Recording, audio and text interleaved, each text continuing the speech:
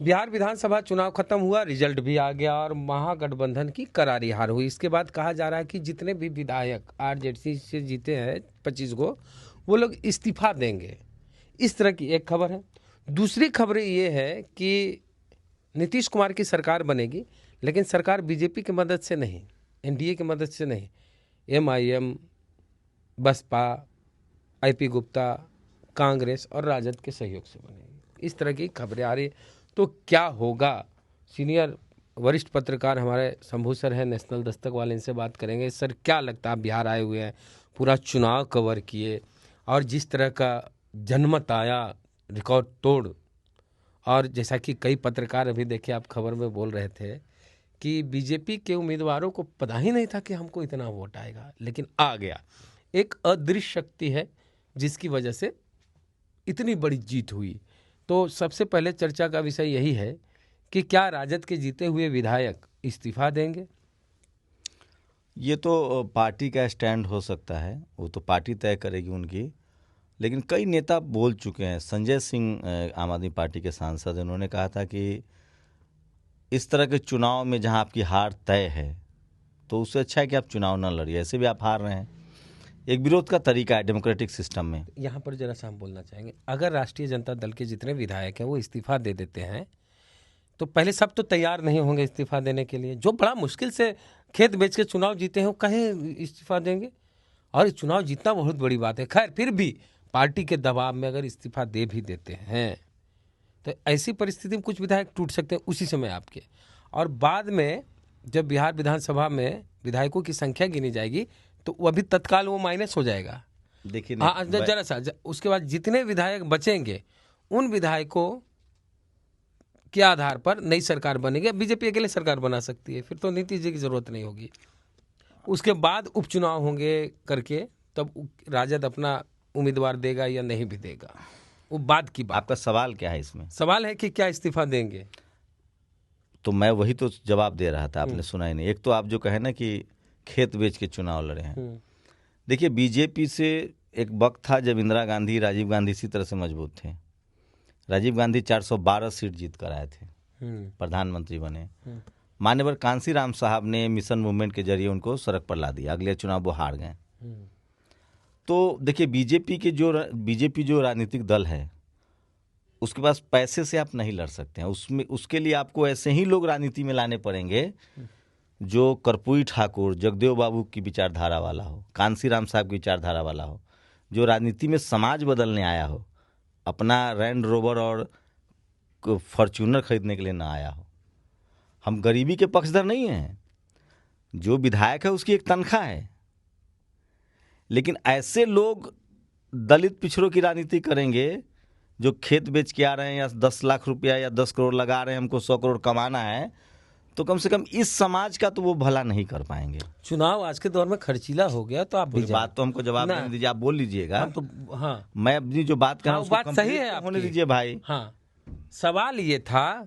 अब बहुत लंबा चौड़ा इधर उधर हम चल जाए कि अब क्या आप सवाल कीजिएगा या जवाब भी निर्धारित जवाब नहीं करेंगे। सवाल मेरा ये है, तो मेरा बात आपने जो पूछा था इस्तीफा देंगे या नहीं, वही तो मैं कह रहा हूँ।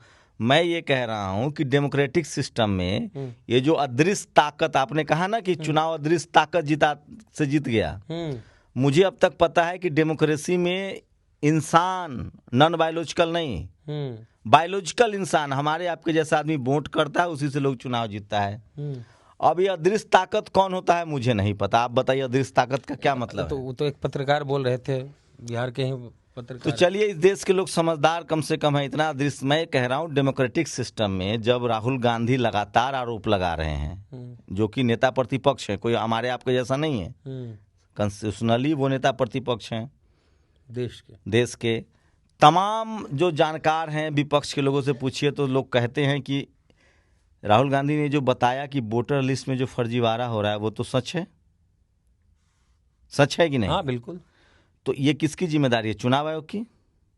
भाई वोटर लिस्ट, हाँ। भारत का चुनाव आयोग, देखिए दो चीजें समझिए। भारत का चुनाव आयोग जो कॉन्स्टिट्यूशनली बना था, उसको ये काम करना था कि कोई भी वोटर छूट ना पाए। ये चुनाव आयोग की जिम्मेदारी थी कि वोटर लिस्ट में सबका नाम ऐड हो जाए, और पहले होता भी था। अमेरिका का एक चुनाव आयोग है जो कहता है कि नहीं आपको वोट डालना है तो आप आके रजिस्टर करवाइए नाम। तो भारत वाला जो चुनाव आयोग है वो उसी तरह का हो गया, कह रहा है कि आप आके अपना नाम रजिस्टर करवाइए, हम नहीं जाएंगे आपका नाम रजिस्टर करने। अब तक होता था कि वोटर लिस्ट में नाम। सर फिर हमारा सवाल है, सवाल सुनिएगा कि क्या आरजेडी के जीते हुए विधायक इस्तीफा देंगे? हम उस पर चर्चा अलग एसआईआर वगैरह करेंगे ना। हमारा सवाल कुछ और है। हम उसी पर आ रहे हैं। नहीं इसी पे रहिए, घुमा घुमा के इतना आप, मैं फिर कहा ना, आप या तो हमें बात करने दीजिए, टू द पॉइंट बात हो सके। आप टू द पॉइंट। अब ये ऑब्जेक्टिव सवाल का तो हल है, आप सब्जेक्टिव इंटरव्यू करें कि ऑब्जेक्टिव? बीच वाला मानिए, न दीर्घ उतरिए है न लघु तो उतरिए है। ये बात जाके इस्तीफा देंगे कि नहीं, तो फिर जाके आरजेडी से पूछिए। आपकी क्या सूचना है वो हम जान रहे हैं। हमारे पास कोई सूचना नहीं इसके बारे में। हाँ, दूसरी है कि क्या मतलब ये सूचना गलत है? मुझे कोई सूचना ही नहीं इसके बारे में, मुझे जानकारी नहीं है, तो मैं गलत और खबर चले। मैं खबर अब जिनसे उसने पूछी, आपने कहा सब्जेक्टिव जवाब, ऑब्जेक्टिव जवाब देना है। एकदम इतना भी ऑब्जेक्टिव नहीं था कि ये को चुन लीजिए। हम करें क्या इसकी संभावना दिख रही है? फिर आप, ये सब्जेक्टिव सवाल है, तो मैं यही कह रहा हूँ कि लोकतंत्र में ये भी एक तरीका होता है कि जब हमको लगे हमको लगे कि वोट चोरी हो रही है, कोई अदृश्य ताकत जिता रहा है, चुनाव आयोग फेवर कर रहा है, तो जब हमको पता है कि हम चुनाव हारेंगे ही, तो हम चुनाव नहीं लड़ेंगे। सिंपल बात। बहुत सारे लोग बायकॉट करते हैं विधानसभा का, रिजाइन करते हैं। मायावती जी ने रिजाइन कर दिया था विरोध में। जब रोहित वेमुला का मामला आया, नहीं बोलने दिया गया, उनको नहीं बोलने दिया, तो उन्होंने राज्यसभा से रिजाइन किया। एक व्यक्ति सदस्य की बात थी उनके और मैं क्या कह रहा हूं, मैंने कहा ये भी एक तरीका है, तो ये तो पार्टी का फैसला होगा उनका कि वो क्या करें, मेरे इसके बारे में कोई जानकारी नहीं है। दूसरा सवाल ये था कि क्या नीतीश कुमार को बाकी जो महागठबंधन के दल हैं वो मुख्यमंत्री बनाएंगे? ऐसी कोई सूचना, जानकारी? देखिए, मेरे पास कोई जानकारी नहीं कि किसी ने मुझे कहा हो, लेकिन मैं नीतीश जी का जो राजनीतिक जीवन देखा है, उनके अनुभव के आधार पर हाँ कह रहा हूं कि नीतीश जी 42 लालू जी के साथ चुनाव लड़े 2010, 5 से 10 उनकी अपनी सरकार थी, बीजेपी के साथ गठबंधन की सरकार चलाए हैं। 10 से 15 भी वो गठबंधन की सरकार चला रहे थे। 10-15 में लालू जी की पार्टी के पास ज़्यादा सीट था, उनके पास कम सीट था। लालू जी ने कमिटमेंट किया था कि आप मुख्यमंत्री का उम्मीदवार हैं, वो मुख्यमंत्री बने। बाद में फिर बीजेपी के साथ गए, फिर बीजेपी से अनबन हुई, फिर वो मांझी जी का प्रकरण उससे पहले हो चुका था, आरजेडी के साथ आए। तो नीतीश जी मुख्यमंत्री 42 पर हैं अभी जो अब जो चुनाव हो गया, अब तो 85 हो गए, लेकिन अभी 42 पर थे। नीतीश जी मुख्यमंत्री इसलिए हैं कि लालू यादव जी का दरवाज़ा खुला रहता है कि उधर से भैया ठीक ठाक न रहे तो आप इधर आके भी मुख्यमंत्री बन जाओ। अब तो आरजेडी 25 सीट पर है और नीतीश जी 85 सीट पर हैं। जिस तरह से अमित शाह ने कहा, ये बड़ा चुनावी मुद्दा था, अमित शाह ने कहा कि मुख्यमंत्री विधायक चुनेगा। उसके बाद नीतीश जी की पार्टी के सांसद ललन सिंह ने ही बात कहा। चुनाव के दिन विनोद तावरे जो प्रभारी हैं बीजेपी के, उन्होंने भी यही बात कही कि मुख्यमंत्री तो विधायक चुनेगा। उस समय 4 बज रहा था, 3-4। बीजेपी का कांटा जा रहा था 97 पर, चिराग पासवान का कांटा जा रहा था 22 पर, मांझी जी 5 थे, उपेंद्र कुशवाहा 5 पर कांटा जा रहा था। मतलब बिना नीतीश जी के भी बीजेपी के पास बहुमत था। 122 का आंकड़ा था, उनके पास 123 का। उसके बाद रात के 9 बजे तक खेल पलट गया। आज के डेट में बीजेपी 89 है, मांझी जी 5 हैं, उपेंद्र जी 4 हैं, 9, 19 है चिराग जी, 117 सीट है, 117। एनडीए में जोड़िए ना भाई, 19 और 9 कितना हुआ? 29, 28 और 89, हाँ 89 कितना हुआ? 89, 117 का आंकड़ा है बिना नीतीश जी के। तो ये तो सरकार बन नहीं रही है। अब नीतीश जी का आंकड़ा जोड़िए इंडिया गठबंधन में, जहां हमेशा से उनके दरवाजे खुले हैं। तो एक चीज ये है कि कांग्रेस को तोड़ भी तो सकती है बीजेपी। अब बीजेपी नीतीश जी को तोड़ ले, मुश्किल है ना, कांग्रेस को तोड़ना आसान है, कम विधायक। ये तो भविष्य में तय होगा। कांग्रेस की तो पूरी की पूरी पार्टी भी चली जाती है। हाँ, तो 5 को चल गया तो बन गई सरकार। तो देखते हैं ना नीतीश जी को, बीजेपी करे ये काम। नीतीश जी को अगर वो नहीं मुख्यमंत्री बनाना चाहते तो बात बनाए, लेकिन खबर मैं आपको बता रहा हूँ, हाँ, सुनिए। हाँ हाँ खबर ये है हाँ कि 8 या 7 ऐसी विधानसभा की सीटें थी जो बीजेपी के पास जा रही थी, लोजपा के पास, और नीतीश जी मुख्यमंत्री हैं और वहां नीतीश जी का कोई नफा नुकसान नहीं था, उसके बाद भी वो फेयर फैसला हुआ। रामगढ़ जो बीएसपी के पास सीट जा रही थी, जीते हुए थे उनके कैंडिडेट, 3 बार काउंटिंग हुई। पहले कहा गया कि यहाँ 26 राउंड की काउंटिंग होगी, फिर वहाँ राउंड कर दिया गया 25। उसके बाद जीते हुए कैंडिडेट को टिकट वो नहीं दिया जा रहा था, सर्टिफिकेट। बसपा के समर्थकों पर लाठीचार्ज हुआ है, आपको जानकारी होगी। हाँ, जानकारी। मारे गए उनको डंडे, लाठीचार्ज हुआ है। उसके बाद उनको रात में टिकट मिला। चलिए, एक सर्टिफिकेट मिला, एक घटना। आप चलिए ढाका, आरजेडी का जीता हुआ कैंडिडेट, दूसरे नंबर पर रामगढ़ में भी दूसरे नंबर पर बीजेपी, वहाँ जायसवाल जी के खिलाफ जो पवन जायसवाल। हाँ सुनिए ना, यहाँ भी रामगढ़ में दूसरे नंबर पर कैंडिडेट कौन था? बीजेपी। वो सीट किसके पास जाती? बीजेपी के पास। वहाँ बीएसपी का चला गया। ढाका, वहाँ पर जीता हुआ आरजेडी का कैंडिडेट था, काउंटिंग पर काउंटिंग चल रहा था, सर्टिफिकेट नहीं दिया जा रहा था। पप्पू यादव को ट्वीट किया जा रहा था, पप्पू यादव ट्वीट कर रहे थे, आरजेडी फेसबुक पे लिख रहा था। उसके बाद वो सीट गया, आरजेडी को गया। वहाँ भी दूसरे नंबर पर कौन थी? बीजेपी, पवन जायसवाल। आप चलिए मखदुमपुर, वो सीट रोका हुआ गया था, वो सीट आरजेडी के पास आई, सूबेदार दास। वहाँ जा रहा था एलजेपी के पास, रानी चौधरी। अब आप चलिए फारबिसगंज, विश्वास, वो सीट रात में रुका हुआ था कि पप्पू यादव ट्वीट करते हैं कि भैया हमको दीजिए। वो सीट उसके पीछे था आरजेडी, बीजेपी, वो कांग्रेस के पास गई। सहरसा, आईपी गुप्ता, हाँ, वो तो दे नहीं रहा था। उनके भतीजे हमको फोन किए कि सर्टिफिकेट नहीं दे रहा, जो फेसबुक पे लिखी है। वहां दूसरे नंबर पर कौन था? अगर उसको नहीं मिलता सर्टिफिकेट आईपी गुप्ता जी को, तो किसको मिलता? बीजेपी। तो बीजेपी अभी 89 है, तो कितना आंकड़ा हो जाता? 6 न कम रहा है। हाँ हाँ, हो जाता। तो इसका मतलब कि नीतीश जी के राज में फेयर हुआ कुछ काम। तो कैसे मान ले कि नीतीश जी को मुख्यमंत्री बनाना चाहती है बीजेपी? बीजेपी मजबूरी में अब मान ले।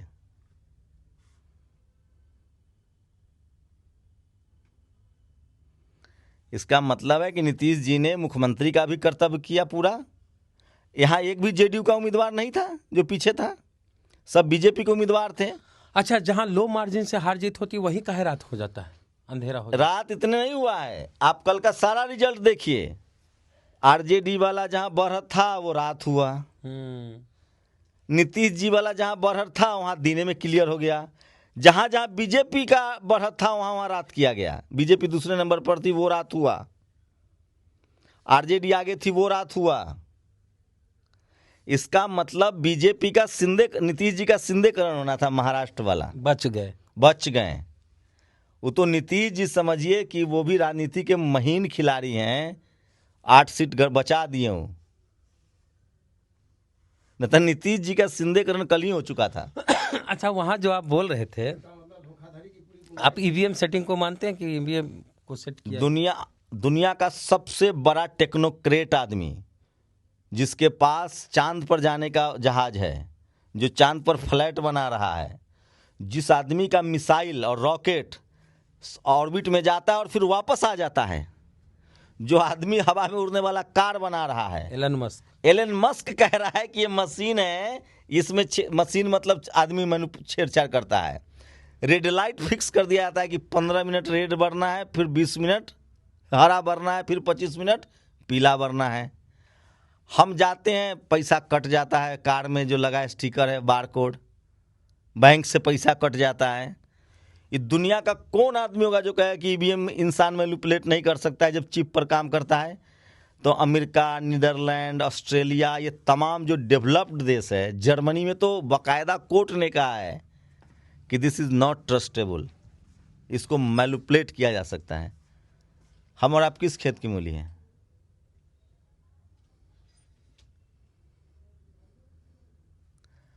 यहाँ से बैठ के मिसाइल दागा जा सकता है 10,000 किलोमीटर दूर, तो जिसकी भारत में चपरासी के सीट के लिए कोई ईमानदार होता है क्या? चपरासी की नौकरी आए आ कह दे कि भैया ईमानदारी फॉर्म नहीं भरना है, सर्टिफिकेट नहीं दिखाना है, जो मैट्रिक पास किया होगा वही आना इंटरव्यू देने, लेकिन हम सर्टिफिकेट नहीं देखेंगे, ईमानदारी पर है, तो उसमें सब मैट्रिक के पास जाएगा, ग्रेजुएट जाएगा लेकिन डिग्री नहीं दिखाएगा। नहीं, ये भी कह दिया जाए कि हम डिग्री नहीं देखेंगे, आपकी ईमानदारी पर छोड़ रहे हैं कि आपको आना इंटरव्यू देने, लेकिन मैट्रिक पास हो, तो नॉन मैट्रिक जाएगा कि नहीं? बिल्कुल जाएगा। तो जिस देश में चपरासी की नौकरी के लिए बेईमानी होता है, उस देश में लोग सीएम, पीएम, एमपी, एमएलए बनने के लिए बेईमानी नहीं करेगा? हाँ, एक शर्त है इसमें, पूछिए क्या शर्त यह है कि कोई दलित पिछड़ा, मायावती जी, अखिलेश यादव, लालू यादव बेईमानी नहीं कर सकता है। पूछिए क्यों? क्योंकि चेक एंड बैलेंस है। इस देश के जो चपरासी से लेकर चीफ जस्टिस तक लोग बैठे हुए हैं, इस देश में पता है सबसे ईमानदार चुनाव आयोग का ढोल कब बजा? जब लालू यादव सत्ता में थे, जब मायावती सत्ता में थी, हाथी ढक दिया गया। इस देश में जब लालू यादव मुख्यमंत्री हो जाए, प्रधानमंत्री, या नीतीश कुमार आदि गठबंधन से हट जाए, तो सीएजी प्रकट हो जाता है। मायावती जब लखनऊ को सुंदर बना रही थी तो रोड कोर्ट संज्ञान लेता था। आज कोई सीएजी आवाज उठा रहा है क्या? आज कोई सुप्रीम कोर्ट कोई संज्ञान ले रहा है क्या? तो सुन, मैं कंप्लीट तो कर दीजिए। जब कोई दलित पिछड़ा सत्ता में रहेगा तो इस देश की मीडिया ईमानदार नहीं होगी, निर्दयी हो जाती है, बेईमान हो जाती है। इसमें दोष है दलित पिछड़े नेताओं का। अखिलेश यादव नोएडा में किसको जमीन दे रहे थे? तो बोलने कंप्लीट नहीं करने दिया आप। तो ठीक है, हम समझ गए। मैं ये कह रहा हूँ कि कोई दलित पिछड़ा इस देश में अनडेमोक्रेटिक नहीं हो सकता है, चोर नहीं हो सकता है, वो भगोड़ा नहीं हो सकता है, क्योंकि सिस्टम उसके साथ नहीं खड़ा है। कोई दलित पिछड़ा माल्या नहीं बन सकता है जो 10,000 करोड़ लेके भाग जाए। वो खीरा चोरी के झूठे आरोप में जेल में बंद है, हीरा वाला बच रहा है। हीरा चोरी करके भी इस देश के जातिवादी, मनुवादी सोच के लोग बैठ के भाग सकते हैं। इस देश में दलित कोई chief justice, Kolkata high court का जस्टिस कर्नल हो जाए, वो जेल चला जाएगा। हाँ, अब बिहार चुनाव पर हम रहेंगे कि संभावनाएं क्या है। वो जो बोले कि क्या ये जो सारे दल हैं महागठबंधन के, क्या वो नीतीश कुमार को मुख्यमंत्री बना सकते हैं? और नीतीश कुमार, ये नीतीश जी के, हाँ देखिए, नीतीश जी बहुत ही नेता हैं वो। अगर अब बीजेपी उनके साथ कोई मैनिपुलेशन करेगी तो नीतीश जी के पास उनके दोनों हाथ में लड्डू हैं। अगर आरजेडी दरवाजा बंद कर दे इस बार, आरजेडी क्यों दरवाजा बंद कर देगी? एक बार तो इंडिया गठबंधन में लोग गलती कर चुके हैं नीतीश कुमार को प्रधानमंत्री कैंडिडेट न घोषित करके। अगर लोग अपना पैर पर कुल्हाड़ी मार ले तो हम क्या कहें? अगर नीतीश कुमार प्रधानमंत्री कैंडिडेट घोषित हो जाते, हाँ, तो प्रधानमंत्री तो नरेंद्र मोदी होते क्या? नहीं होते नहीं। तो यही तो बिहार और जब तक बीजेपी सत्ता में रहेगी, कोई सत्ता से बेदखल कर सकता है क्या बीजेपी को? ना। अगर वो बीजेपी एक बार सत्ता में आ गई, उसके बाद आप कर सकते हैं क्या? क्यों नहीं कर सकते हैं? क्योंकि चपरासी से लेकर चीफ जस्टिस तक, मीडिया, जुडिशियरी, ब्यूरोक्रेसी, सब लोग जो बैठे हैं, उनकी जाति और आरएसएस की जाति एक है। जिनके दिमाग में जातिवाद और मनुवाद है, वो बीजेपी के खिलाफ नहीं जाएंगे। चाहे बीजेपी के लोग हम लोग जाते हैं ग्राउंड में, तो कौन कहता है जी 1,000 रुपये पेट्रोल हो जाए, 5,000 रुपये का सिलेंडर भरवाएंगे, लेकिन वोट बीजेपी को देंगे? उस जाति की वजह से ना कहता है। कभी सुने हैं ये बात किसी दलित बैकवर्ड को कहते हुए कि 10,000 रुपये पेट्रोल भरवाएंगे तो ये वोट वही देंगे लालू जी को? न कहता है, भक्त लोग बहुत लोग हैं। ये कहता है कि मायावती जी 10,000 रुपये पेट्रोल कर देंगी तो भी कोई रविदास मायावती जी मोदी करता है। अरे तो मोदी के बात तो कह रहा हूं मैं। तो दलित पिछड़ा मोदी भक्त नहीं है क्या? वो समर्थक हो सकता है, भक्त अंधभक्त है, अंधभक्त है। चलिए होंगे तो उसका नुकसान। तो मैं यही कह रहा हूं कि इस देश में डेमोक्रेटिक सिस्टम को जो खतरा है ना, दिलीप मंडल जी बहुत सही कहते हैं, वो हाई कोर्ट से है, सुप्रीम कोर्ट से है। और हुआ है, मायावती जी मुख्यमंत्री बन जाए तो सुप्रीम कोर्ट राज्य चलाने लगता है, चलाता है वो। मायावती जी फैसला कर दे। बिहार सरकार में यही नीतीश कुमार और तेजस्वी यादव की सरकार थी, जाति जनगणना हो, आरक्षण का आंकड़ा बढ़ा, हाईकोर्ट ने रोक दिया। तो कहना ये चाह रहा हूं वेद कि इस देश का दलित पिछड़ा चाहकर भी बेईमान नहीं हो सकता है। हमारा बेईमान नहीं हो सकता। हमारा सवाल अब आते हैं उस पॉइंट पर कि तो वही नीतीश पर आ रहा हूं। तो नीतीश जी जो इंडिया गठबंधन का जो सेकुलर फैब्रिक है, उसको नीतीश जी सूट करते हैं।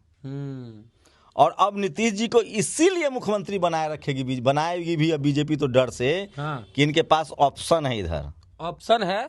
और अगर ऑप्शन इधर आ गए तो मोदी जी का भी उधर वाला काम गड़बड़ा जाएगा, आरजेडी मजबूत हो जाएगी, फिर आरजेडी मजबूत हो जाएगी, केंद्र में इनके समर्थन है, चंद्रबाबू नायडू से नीतीश कुमार एक्सेप्टेबल लीडर हैं, उनके संबंध सबसे अच्छे थे, अभी भी हैं, और नीतीश कुमार की जाति भी राष्ट्रीय जाति है, वो बंगाल में भी हैं, अभी चुनाव होना है, उड़ीसा में है, राजस्थान में, हो गया, नेशनल हो गया। अरे भाई झारखंड में 35% नेशनल। आपकी जाति कितनी तारीफ आप करिएगा, आप बताइए आगे सर। अरे मैं नीतीश जी की जाति आपकी वही जाति है, तो आपको मेरी जाति नहीं पता है, तब सही पता। नीतीश जी ओबीसी हैं, हम लोग महतो हैं। महतो वही हुआ, कुर्मी धानु की हुआ, धानु के नेक्स्ट 2 में आता है, आप महतो के धानु अति पिछड़ा में, हम लोग महतो हैं, तो अति पिछड़ा में आ गए। अब आप ही बताइए ना। तो कुर्मी महतो एक कहा जाता है, एगो कहता है चावल, एगो खुद्दी है, बात बराबर है। चावल और खुद्दी एक के है, तो आप हमको बासमती चावल दीजिए, हमसे खुद्दी ले जाइए। ये आपस की लड़ाई आप लोग लड़िए, धानु कुर्मी, हम इसमें नहीं पढ़ेंगे। कर की संभावना ऐसी है कि नीतीश जी को ये लोग मुख्यमंत्री बना सकते हैं। उस परिस्थिति में लगता है कि नीतीश जी बनाना चाहिए। नीतीश जी की जो सोशल नैरेसिंग है, उनका जो फैब्रिक, उनकी जो सोचने की प्रक्रिया है, लालू प्रसाद यादव हो, रामविलास जी हो या नीतीश जी हो, ये लोग सामाजिक न्याय के लोग हैं। और अभी भी बिहार में बुलडोजर नहीं चल रहा है, अभी भी बिहार में रिजर्वेशन थोड़ा बहुत बचा है, नौकरियां आ रही है, तो नीतीश जी मुख्यमंत्री हैं।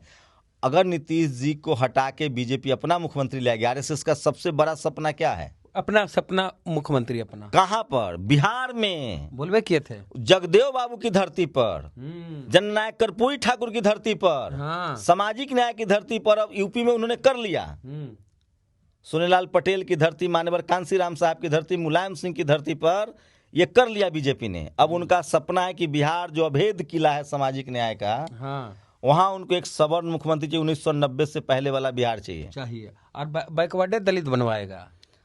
अब देखते हैं, अभी तो नीतीश जी पेच फंसा दिया, नीतीश जी ने इस बार पेच फंसा दिया। अच्छा, अब ये तो हो गया वो दोनों सवाल का इतना लंबा चौड़ा जवाब, दीर्घोत्तरीय। अब कह रहे हैं कि संभावनाएं क्या है अब तेजस्वी जी के लिए, आरजेडी के लिए? तेजस्वी जी युवा नेता हैं, आदमी अपनी हार से बहुत कुछ सीखता है, जीवन में सबसे बड़ा जो गुरु होता है वो हार होता है। तेजस्वी जी का स्वभाव अच्छा है, मृदुभाषी हैं, और नीतीश जी से अच्छे संबंध हैं उनके, और युवा हैं, और आगे उनका फ्यूचर भविष्य है, पूरा फ्यूचर है, बड़े जनाधार वाले नेता हैं। तमाम बहुजन दल के पास बहुत जनाधार होता है, सपा बसपा आरजेडी के पास। एक जो कुछ एक वोट पे भरोसा किए तेजस्वी, जैसे कुशवाहा वोट नहीं मिला, अपर कास्ट का वोट मिल गया, अपर कास्ट का भी वोट नहीं मिला, तो फिर 2 चीजें समझिए। इस पर है गंभीर चर्चा। आप आलू और पालक को मिलाया जा सकता है, क्योंकि पालक का कुछ प्रोटीन आलू में आ सकता है, लेकिन आलू पालक में करछल डाला जाए तो करछल का क्या फायदा है? करछल क्या होता है? अरे जिससे उसको निकालते हैं, जो लोहे का। अच्छा, कलछुल। हाँ, करछल बोलते हैं, कलछुल बोलते हैं। हाँ, तो मैं ये कह रहा हूँ कि सामाजिक न्याय वाले लोगों को, दलित पिछड़ों पर फोकस करना चाहिए, काम करना चाहिए। आप ये कह सकते हैं कि दूध और चीनी मिला सकते हैं, दूध और नमक नहीं मिला सकते। नहीं, सोशल जस्टिस की राजनीति में जो लोग सामाजिक न्याय को नहीं मानते हैं, आप देखिए, सवर्ण समाज को बीजेपी ने बहुत कुछ दिया है, इकोनॉमिक वीकर सेक्शन का रिजर्वेशन दिया है, 10% उनकी आबादी है, 10% रिजर्वेशन दे दिया। इससे बड़ी सौगात क्या होगी? एक नंबर। दूसरा नंबर बात, बीजेपी को लोग वोट इसलिए देते हैं कि मुसलमान टाइट रहे, ये किसी से छुपा हुआ नहीं है। बीजेपी शासित राज्यों में आरक्षण खत्म होता है, वो तो मैं कह रहा हूं कि नीतीश जी पार्टनर है बीजेपी के बाय डिफॉल्ट, इसलिए यहाँ सामाजिक न्याय बचा हुआ है, नौकरियां बची हुई है। मुसलमान भी जदयू को वोट देते हैं, एनडीए। यहाँ बुलडोजर राज अभी नहीं आया है। अगर बीजेपी आरएसएस का अपना मुख्यमंत्री होगा और उसमें भी सम्राट चौधरी या नित्यानंद राय न हो, सवर्ण मुख्यमंत्री हो जाए, तो बोले हैं विजय सिन्हा, गाली दे के बोले कि हम बुलडोजर चलवाएंगे। मैं नहीं कह रहा, उन्होंने खुद कहा है। आपने नहीं सुना? फिर नहीं, संभावना अभी करना क्या होगा, ये 5 साल जो आने वाला है, या लोकसभा चुनाव से पहले 3.5 साल, तेजस्वी को क्या करना होगा? एकदम गांव-गांव जाना होगा? हम लोग उतने बड़े आदमी नहीं है, वो बड़े नेता है, हम लोग क्या सलाह देंगे। लेकिन मैं फिर कह रहा हूँ कि बाबा साहब का संविधान न होता, हमारे पास एक वोट की ताकत है इस देश के 90% लोगों के पास। हमारे पास न जमीन है, न व्यापार है, न रोजी रोटी के लिए सारा जो हथियार है ना, वो वोट है। एक वोट की ताकत, वो वोट की ताकत से ही हमारे लिए स्कूल कॉलेज बनेंगे, उसी वोट से नौकरी चाकरी, उसी वोट से हमको बिजनेस, मतलब जो भी हमारा अस्तित्व है वो वोट की ताकत की वजह से है। और उस वोट को बचाने के लिए, उस वोट की ताकत को बचाने के लिए जो बहुजन समाज के खासकर लीडर है, जो संविधान की वजह से सत्ता में आए हैं, हमारे शरीर पर कपड़ा संविधान की वजह से है, लोकतंत्र की वजह से है और डेमोक्रेसी की वजह से, तो मैं तो उसके लिए लड़ूंगा ना। चलिए, और कुछ रहा विशेष कहने के लिए? नहीं, आप बताइए, अगर आप मार्गदर्शन करें तो हम मार्गदर्शन के, हम तो सवाल ही कर सकते हैं। तो आप पूछिए कुछ सवाल। अगर हम कह रहे हैं कि कहीं ना कहीं तेजस्वी यादव का MY समीकरण दरका है, जिसकी वजह से MIM दोबारा 5 सीट जीती है। देखिए, जरा सवाल और ले लेते हैं सर, कि हम चले हैं A to Z करने, लेकिन हमारा MY ही खराब हो रहा है। मैं एक बार और कह रहा हूं कि जैसे जैसे दलित पिछड़ों की नस्लें स्कूल कॉलेज जाएंगी, सामाजिक न्याय की लड़ाई और मजबूत होंगी। देखिए, 2 चीज है, जातिवाद के खिलाफ लड़ाई वही लड़ेगा जो स्कूल कॉलेज जाएगा। बाबा साहब कैसे लड़े? तमाम बहुजन, जो जगदेव बाबू, कर्पूरी ठाकुर, ये लोग पढ़े लिखे थे ना। हमारा जो समाज अभी नहीं स्कूल कॉलेज पहुंच पाया है, जो सब्जी बेच रहा है, ठेला चला रहा है, रिक्शा चला रहा है, जो झुग्गियों में रह रहा है, ये जातिवाद वो बीमारी है ना, वो मकर जाल है। लालू यादव जी ने भी एक बार कहा है कि जातिवाद वो मकर जाल है, इससे वही निकलेगा जो स्कूल कॉलेज जाएगा। फूले साहब ने इसी को कहा है कि विद्या बिन गति गई, गति बिन मति गई, मति बिन व्यापार गया। हमारी और आपकी भी नैतिक जिम्मेदारी, हम लोग स्कूल कॉलेज गए, पढ़ लिख लिए, आरक्षण भी लिए, संविधान से मिला, तो हम लोग की भी नैतिक जिम्मेदारी है कि जो हमारा भाई पीछे छूट गया है उसका हाथ थामे, उसको स्कूल कॉलेज तक पहुंचाएं। अच्छा, और तभी ये मुल्क मजबूत होगा। अच्छा, एक सवाल, जरूरी सवाल है। RJD के जो नेता हैं, एक सांसद हैं जहानाबाद से, सुरेंद्र यादव, उनके बेटे बेलागंज से चुनाव लड़ रहे थे, विश्वनाथ यादव। अपने बेटे के चुनाव प्रचार के दिन, चुनाव प्रचार के दौरान वो घूम रहे थे बेलागंज के अलग अलग जगहों पर, और एक जगह पर बैठ के वो बढ़िया से एकदम एक बयान दिए, और बयान में ये कहना था, चूंकि उधर से जदयू से मनोरमा यादव चुनाव लड़ रही थी, जो विधवा हैं, और उनके बेटे रॉकी यादव हैं, जो बहुत मेहनत कर रहे थे माता जी को चुनाव जिताने के लिए, और उपचुनाव वो जीत भी चुकी थी विश्वनाथ यादव के ही खिलाफ, सुरेंद्र यादव के बेटे खिलाफ। तो सुरेंद्र यादव वहाँ बयान दिए, लोगों के बीच अपनी बात कहे कि रॉकी यादव अगर मैं कहीं न्योतुआ आता होगा वो सबको, बल हम लोग के खास करके जादव में, हिंदू समाज में विधवा को कोई शुभ कार्य में बुलाता भी है, जो मनोरमा जी के बारे में, वो भी यादव हैं, पर उन लोगों को कोई नेता नहीं देता है शुभ कार्य में। और ये बात फैली लोगों तक, महिलाओं तक बात गई कि भाई विधवा महिला कतई शुभ कार्य में नहीं बुलाया जाता हम लोग के जात में, यादव में। इस तरह का बयान देते हैं राष्ट्रीय जनता दल के सांसद। ये सब जारी होना चाहिए, जारी रहना चाहिए। नहीं, इस तरह के बयान नहीं होने चाहिए। और वो हारे, फिर हारे, उनका बेटा फिर हारा, मनोरमा जी जीत गए। मैं कह रहा हूँ, हम लोग बाबा साहब को मानने वाले हैं, संविधान मानने वाले हैं, और बाबा साहब ने कहा है कि कोई अगर जातिवादी है, सांप्रदायिक है, तो गलत है, लेकिन कोई जातिवादी और सांप्रदायिक नहीं और महिला विरोधी है तो वो भी उतना ही गलत है। क्या अब दर्शक भी देख रहे हैं, क्या किसी विधवा महिला को शुभ कार्य में सुना नहीं, लेकिन अगर कोई सुना दे, मैं, मेरे पिताजी भी इस तरह के बयान दे, आप मत सुनाइए, मैं क्या कह रहा हूँ, अगर मेरे पिताजी भी इस तरह के बयान दे कि कोई विधवा विवाह प्रथा पहले था, विवाह मतलब व्यंग्यात्मक तंज में कोई भी आदमी इस तरह का बयान दे तो वो सही नहीं है। हम लोग जातिवाद मनुवाद के खिलाफ लड़ रहे हैं, इसका मतलब ये नहीं कि कोई अपने जाति का आदमी जातिवादी हो जाए, मनुवादी हो जाए या महिला विरोधी हो जाए तो हम उसके पक्ष में रहेंगे, ऐसा नहीं कर सकते। तेजस्वी यादव इस सब पर नियंत्रण करेंगे तब बढ़ेंगे, या फिर ये सब चलता ही रहेगा? मैं तो कह रहा हूँ भाई, मैं अपनी बात कह सकता हूँ, तेजस्वी यादव क्या करेंगे तो उससे बेहतर, लेकिन मैं कह रहा हूँ कि सामाजिक न्याय वाले जो लोग हैं उनको अपने जीवन में और ज्यादा, देखिए गरीब आदमी के लिए ना कोई स्पेस नहीं अनैतिक होने का। अगर आप मौका ही नहीं मिला। नहीं, आप हो भी नहीं सकते हैं। मैं क्या कर रहा हूँ, इस देश का बहुजन खीरा चोरी के झूठे आरोप में जेल बंद हो सकता है, हीरा चोरी का आपके पास ऑप्शन ही नहीं आएगा। उसी तरह से आपको बहुजन है तो आपको अनैतिक होने का, अमानवीय होने के लिए कोई स्पेस नहीं और होना भी नहीं चाहिए। चलिए, तो हमारी तरफ से, शंभू सर की भी तरफ से, जो भी उम्मीदवार चुनाव जीते हैं उनको शुभकामनाएं, बधाई। जो लोग भी लोकतंत्र की वजह से सांसद, विधायक या चपरासी बनते हैं उनको तभी मैं बधाई दूंगा जब वो संसदीय मर्यादाओं को माने। संसद, जिस संविधान की वजह से वो एमएलए एमपी बनते हैं या चपरासी से लेकर चीफ जस्टिस बनते हैं, वो उस संविधान के अनुसार काम करें, न जाति के हिसाब से न धर्म के हिसाब से। तो पूरी बातचीत को लेकर आपका क्या कहना है, प्रतिक्रिया कमेंट बॉक्स में दें।